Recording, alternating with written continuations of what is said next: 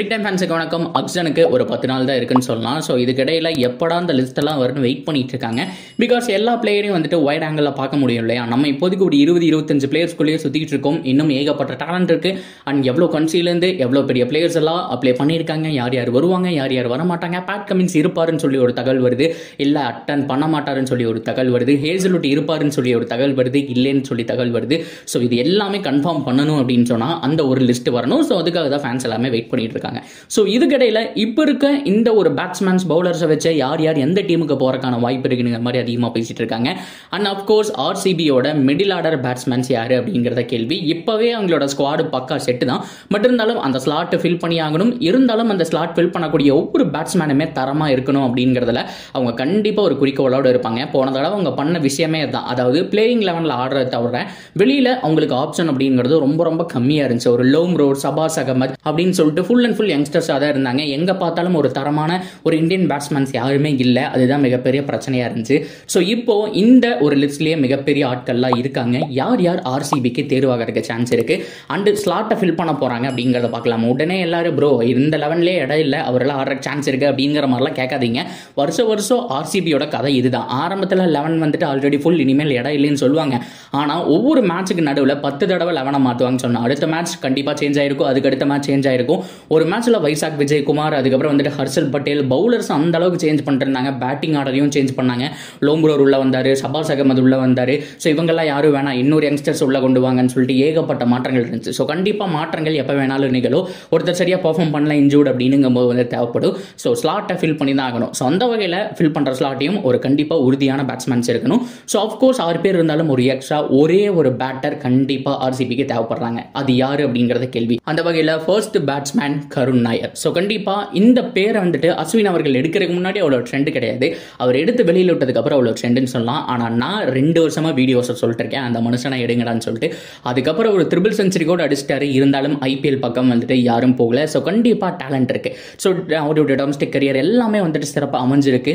அவருக்கு ஒரு middle order slot ஒரு 4 இல்லை 5 இந்த இடத்துல ஆடுற மாதிரி ஒரு ஸ்லாட் அவருக்கு கிடைச்சது அப்படின்னா கண்டிப்பாக வந்துட்டு அவர் கேப்பபிளாக அவருடைய பர்ஃபார்மன்ஸ் அப்படிங்கிறது கொடுப்பாரு. ஸோ அந்த வகையில் மற்ற எல்லா டீமுக்கும் தேவை அண்ட் சிஎஸ்கேக்கு எஸ்பெஷலி தேவை. அதை தாண்டி ஆர்சிபிக்கும் இருந்தால் நல்லா தாங்க இருக்கும். அதாவது இடையில ஒரு மிடில் ஆர்டர் பேட்ஸ்மேன் எக்ஸ்ட்ரா ஒருத்தர் அவர் வந்துட்டு கருண் நாயர் வந்துட்டு அவர்கிட்ட இருந்து செஞ்சுரி 60 ஒரு 80 இந்த மாதிரிலாம் எதிர்பார்க்கல. ஒரு 25-30 இந்த மாதிரி அடிச்சு கொடுத்தா போதும் ஆர்சிபியோட பிளேயிங் லெவனுக்கு சூட்டபிளாக இருப்பார். ரஜத் பட்டிதர் கூட ஒரு இந்தியன் பேட்ஸ்மேன் பார்ட்னர்ஷிப் போடும்போது இன்னும் பார்க்கறதுக்கு நல்லா இருக்கும். ஸோ இதெல்லாம் பார்க்கும்போது ஆஸ்திரேலியாவுக்கு மேக்ஸ்வெல் என்ன ரோல் பண்ணிட்டு இருக்காரு, ஃபினிஷிங் ரோல். ஸோ அவரை வந்துட்டு பேக் கொண்டு போயிடலாம். ஆரம்பத்தில் Virat Kohli and Faf du Plessis. So அதுக்கப்புறம் வந்துட்டு நம்மளுடைய கேமரூன் கிரீன் ஆன் டவுன்ல இருக்கலாம். அப்படி இல்லைன்னா ரஜத் பட்டிதர், கருண் நாயர். ஸோ அதுக்கப்புறம் கேமரூன் கிரீன், மேக்ஸ்வெல் அப்படிங்கும்போது பிளேயிங் லெவன் பார்க்கறதுக்கு சும்மா வெறித்தனமாக இருக்கும். அதில் எந்த விதமான மாற்றமும் கிடையாது. ஸோ இந்த ஒரு மாற்றம் நடக்குமா, கருண் நாயரை பிக் பண்ணுவாங்களா அப்படிங்கிறத பொறுத்து இருந்து பார்க்கலாம். அஸ்வின் அவர்கள் சொல்லியிருந்தாரு மோஸ்ட் அண்டர் ரேட்டட். எல்லாருமே வந்துட்டு ஷாருக் கான் அப்படி இப்படின்னு பேசிட்டு இருக்கீங்க. ஆனால் அவர் ரீசெண்ட் டைமில் செம்மையாக வந்துட்டு அவருடைய கரியர் வந்துட்டு பில்ட் பண்ணிட்டு இருக்காரு. ஸோ கண்டிப்பாக கருண் நாயருக்கு ஆக்ஷனில் கண்டிப்பாக ஒரு டிமாண்ட் இருக்கும். எந்த டீம் போக போறாருன்னு பார்க்கலாம்னு சொல்லியிருக்காரு. ஸோ சிஎஸ்கேவா, ஆர்சிபியா இல்லை மற்ற டீம்ஸ் வாங்க போறாங்களா அப்படிங்கிறத பொறுத்து இருந்து பார்க்கலாம். இதை தாண்டி கொஞ்சம் ஃபைன் நல்ல ஒரு எக்ஸ்பீரியன்ஸாக இருக்கணும். ஐபிஎல்ல நல்ல ரிதம் இருக்கணும். ஒரு குட் ஃபீல்டராக இருக்கணும். ஸோ கண்டிப்பாக ஒரு நிற்க வச்சா கேட்ச் டிராப்பே பண்ண மாட்டார். அந்த மாதிரி இருக்கணும் அப்படின்னு சொன்னால் மணிஷ் பாண்டே உண்மையாலுமே ஒரு நல்ல பேட்ஸ்மேனுங்க. ஸோ நல்ல பேட்ஸ்மேன் மாற்றம் கிடையாது. டக்குன்னு அவருடைய கரியர் டெவலப் ஆச்சு. ஸோ மற்ற ஃப்ரான்ச்சைஸில் விளாண்டுருக்கும்போது நல்லா போயிட்டு இருந்துச்சு அவருடைய கரியர். திடீர்னு இந்தியன் டீமுக்குள்ள செலக்ட் ஆனார். ஒரு 2-3 சீரியஸ் பக்கம் போச்சு, அப்படியே வந்துட்டு ட்ராப் ஆயிடுச்சு. அவருடைய பேரே இந்தியன் டீமில் இல்லாத அளவுக்கு ஆயிடுச்சுன்னு சொல்லலாம்.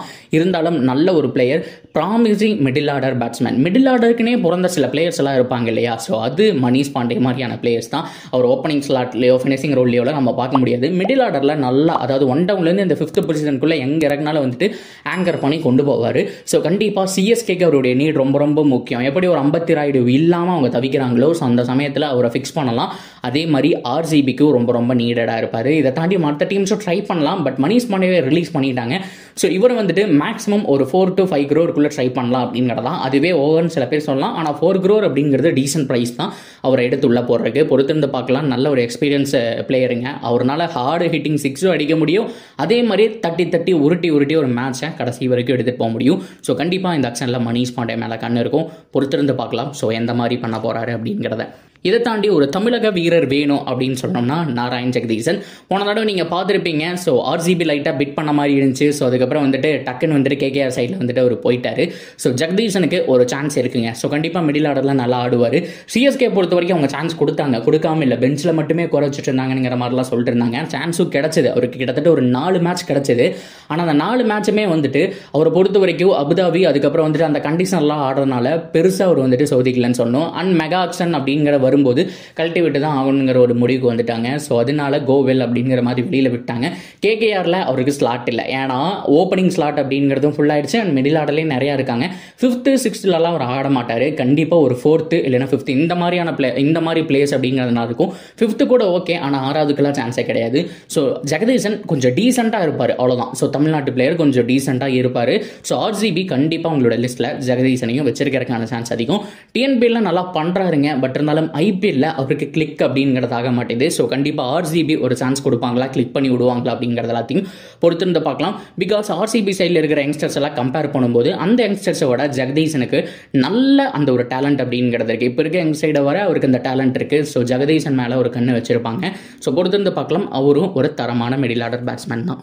அடுத்தது ரொம்ப ரொம்ப மிக முக்கியமான ஒரு தமிழ்நாட்டு வீரர், இவரை பற்றி பேசியாகணும். ஸோ பேசும்போதே ஒரு புன்னகை என்னன்னு சொல்லணும். ஏன் இவரை பற்றி அவ்வளோ சொல்கிறேன்னா, இப்போ மும்பை இந்தியன், சிஎஸ்கே, ஆர்சிபியை பொறுத்த வரைக்கும் எப்படி இருக்குன்னா, சிஎஸ்கே பொறுத்த வரைக்கும் அவங்களுடைய கோர் டீம் அப்படியே வச்சிருக்காங்க. என்ன, அம்பத்தி ராயுடுக்கு ஒரு ரிப்ளேஸ்மெண்ட் வேணும். அதே மாதிரி வந்துட்டு பவுலிங், அதாவது பென் ஸ்டோக்ஸோட இடத்துக்கு ஒரு ரிப்ளேஸ்மெண்ட் வேணும். துஷார் தேஷ்பாண்டே பொறுத்த வரைக்கும் கொஞ்சம் எக்ஸ்பென்சிவாக இருந்தார். இப்போ முகேஷ் சௌத்ரி வந்துருவார். ஸோ ஆல்மோஸ்ட் அவங்களுடைய 11 சிம்லராக இருக்குது. ஸோ ஒரு எக்ஸ்ட்ரா பேட்ஸ்மேன் வேணும், அம்பத்தி ராயுடு இடத்த ரிப்ளேஸ் பண்ணணும். ஓகேவா? அப்படியே மும்பை பக்கம் போனீங்கன்னா ஓகே, அவங்களோட எல்லாம் இந்தியன் பேட்ஸ்மேன்ஸ் தான். ஒரே ஒரு ஃபாரினர் இருந்தாலும் ஒரு 7வதுல ஒரு இந்தியன் பேட்ஸ்மேன் வேணும். அப்படியே ஆர்சிபி பக்கம் போனீங்கன்னா அவங்களுக்கும் எல்லாமே ஓகே, இருந்தாலும் ஒரு இந்தியன் பேட்ஸ்மேன் வேணும். இந்த ஒரு இந்தியன் பேட்ஸ்மேன் ஹார்டு ஹிட்டராக இருந்தால் உங்களுக்கு எப்படி இருக்கும்? போனஸ், பயங்கரமான ஒரு போனஸ் தான். வேற யாரும் கிடையாது, ஷாருக் கான். கண்டிப்பாக இப்போ வரைக்கும் புரியவே இல்லை பஞ்சாப் ஏன் ஷாருக் கானை ரிலீஸ் பண்ணாங்க. அண்ட் ராஜபக்சா அவரும் மொரட்டடி அடிக்கக்கூடிய ஆளுங்க, அவரை போய் ரிலீஸ் பண்ணி வச்சிருக்காங்க. புரியல அவங்க பிளான் தான் என்ன. அவங்களோட டீம் பொறுத்த வரைக்கும் டைட்டில் அடிக்கல தான், இருந்தாலும் வந்துட்டு ரிலீஸ் லிஸ்ட் அப்படிங்கிறது ரொம்ப ஓவராக இருக்குங்கிறது என்னோட கேள்வி. ஏன்னா பிகாஸ் இவங்க 2 பேருமே நல்லா பண்ணிட்டு இருந்தாங்க, 2 பேருமே ஹார்டு ஹிட்டர்ஸ், அந்த மாதிரி ஒரு டீம். ஸோ அவ்வளோ நல்லா அவங்க வந்து டெவலப் பண்ணியிருந்தாங்க. ஸோ ஓப்பனிங் ஸ்லாட்டில் மட்டும் ஒரு நச்சுன்னு ஆடக்கூடிய ஒரு 2 பிளேயர் இல்லைன்னா ஃபாரின் பிளேயர் எடுத்துட்டு அண்ட் ஃபினிஷிங் ரோலுக்கு எக்ஸ்ட்ரா ஒரு 2 பேர் எடுத்திருந்தாங்கன்னா ஆல்மோஸ்ட் செம்மையாக இருந்திருக்கும். ஆனால் 2 பேருமே செம்ம ஹிட்டர்ஸாக கழட்டி விட்டுருக்காங்க. அதுலேயும் ராஜபக்சா கண்டிப்பாக ஏதோ ஒரு டீமில் வந்துட்டு செலக்ட் ஆகிடுவார், அது மாதம் கிடையாது. ஷாருக் கானை பொறுத்த வரைக்கும் இந்த 3 ஃப்ரான்ச்சைஸில் எந்த ஃப்ரான்ச்சைஸ் போகிறாரோ அந்த ஃப்ரான்ச்சைஸோட பலம் அப்படிங்கிறது அசுர பலமாக இருக்கும். பிகாஸ் ஆல்ரெடி அசுர பலம் தான் 3 ஃப்ரான்ச்சைஸும், இதில் எக்ஸ்ட்ரா ஒரு பூஸ்ட் கொடுக்குற மாதிரி தான். ஸோ கண்டிப்பாக ஷாருக் கான் எந்த டீமுக்கு போகிறாரோ பவர்ஃபுல்லாக இருக்கும். அண்ட் ஆர்சிபிக்கு வந்துட்டாருன்னு வச்சுக்கோங்களேன், ஆல்ரெடி சொன்ன மாதிரி ஃபேப் to Blessy, Virat Kohli, Maxwell, Cameron green, Patidar, அது மட்டும் இல்லாமல் தினேஷ் கார்த்திக், அது போக ஷாருக் கான் அப்படின்னுங்கும் போது 11 பார்க்கறக்கே பக்காவாக இருக்கும். இதுக்கப்புறம் மயங்க் தகர் அப்படிங்கும் போது அவரும் டீசெண்டாக பேட் பண்ணுவாருங்க அண்ட் பவுல். அது போக வந்துட்டு நீங்கள் ஃபாஸ்ட் பவுலர் சிராஜ், அது மட்டும் இல்லாமல் ஒரு ஃபாரின் ஃபாஸ்ட் பவுலர் அண்ட் ஒரு யங் இந்தியன் ஃபாஸ்ட் பவுலரோட போகும்போது பிளேயிங் 11 பக்காவாக இருக்கும். ஸோ ஷாருக் கான் எந்த டீமுக்கு போகிறாரோ அட்வான்டேஜ். சேம் மும்பை இந்தியன்ஸ்லேயே அப்படின்னா சிஎஸ்கேக்கு அப்படின்னா, சிஎஸ்கே பொறுத்த வரைக்கும் அஸ்வின் ஒரு இன்டர்வியூவில் சொல்லியிருந்தார், இப்போ நீங்கள் ஷாருக் கானை ட்ரை பண்ணுறத விட கருண் நாயர் ட்ரை பண்ணலாம் அப்படின்னு சொல்லிட்டு. ஷாருக் கான் ஹார்ட் ஹிட்டர் தான், பட் இருந்தாலும் அந்த மாதிரியான பிளேயிங் 11 தான் அவங்க எதிர்பார்ப்பாங்க. So Shahrukh Khan CSK try பண்ணுறதுக்கான சான்ஸ் இருக்குது.